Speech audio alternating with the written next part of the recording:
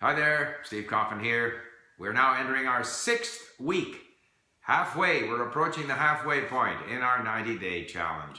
Today I want to talk about the importance of reading and the importance of pushing yourself out of your comfort zone into what potentially can be more compelling input.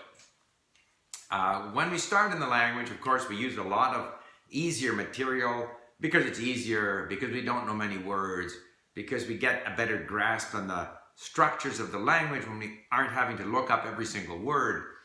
And sometimes we can get stuck in the easy material. And I find, for example, right now in my Arabic, I'm pushing myself to do more of the more difficult content, because I know from experience that what's going to sustain me from this initial period when I all of a sudden can understand something in the language, I can say a few things in the language, what's going to take me from there to fluency is being able to access genuinely compelling material that I can read and that I can listen to.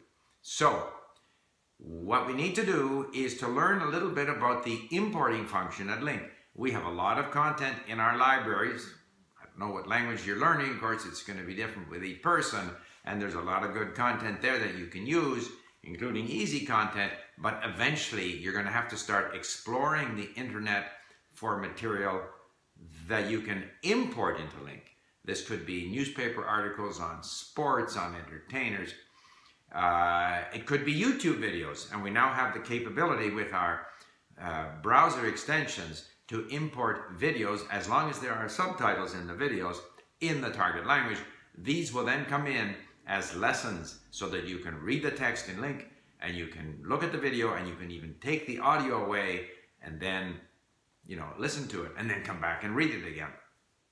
So explore the kind of content that you are interested in. If you don't know where to search, you can ask on our forum.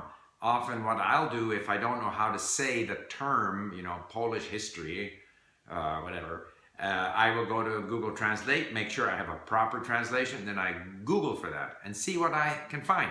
It can be sort of audiobook, ebooks, it could be podcasts, it could be a number of things. You've got to explore and find that and then import it. Using the import extension in the different browsers, you can even import from your mobile device.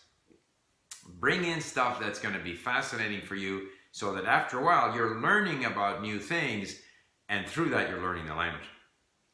Eventually you should also start reading away from the computer when you get good enough that you, again, aren't having to look up every third word, because it's a different form of experience. So reading on the computer or on the iPad or iPhone where you can look at all the word, that's one kind of experience, but to read then away from any dictionary, access to dictionaries, that's another kind of experience. I also recommend doing that.